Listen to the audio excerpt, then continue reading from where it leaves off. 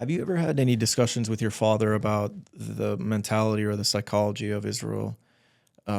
Obviously, imagining their own victimhood in this situation and inventing crimes and um, just how like narcissistic and selfish and violent they are, but also given that they're a society that is essentially raised on the trauma of the Holocaust, and they have centuries and centuries and centuries of examples of persecution and this obsession with strength. Like, to me, it comes across as overcompensating for centuries of humiliation and weakness. Have you ever had a discussion with your father about, what psychologically drives the state of Israel? I have spoken to him about it, but I don't want to speak for him because I just don't want to be a messenger for him, and I don't want to risk mischaracterizing his actual beliefs. But in general, I mean, my takeaway is same as yours. Is there is this inherited trauma from years of persecution, including the Nazi Holocaust.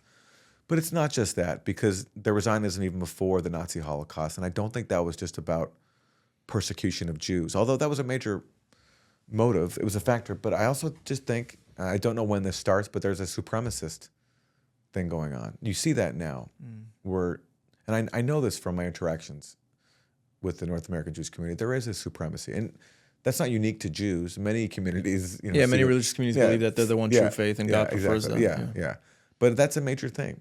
And to be an occupier, to be founded, a state founded on ethnic cleansing, to justify that to yourself, you have to come up with all these myths about what really happened. And also you have to dehumanize the people whose land you've stolen to justify what you did. And that's what Israel has done.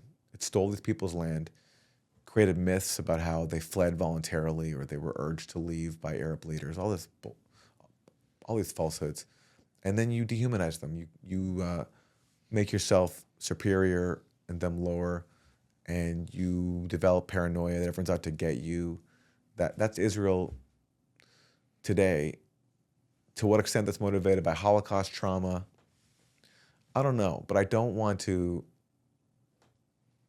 I'm worried about maybe giving the Holocaust trauma too much credit, because the Holocaust was a long time ago. A lot of Israelis have been born since. And yes, they've inherited Holocaust trauma, but they're also now part of a supremacist society. And that takes on just its own unique character. And again, people like Jabotinsky, well before the Holocaust, were saying that we have to go there and colonize this land and expel them by force. So you can't just fault the Holocaust for what Israel has become. Yeah, I think a lot about the projection of crimes. One phrase that's become very popular throughout the genocide is every accusation is a confession, as we've seen, like, for example, the mass rape hoax. Everything. Yeah, literally everything.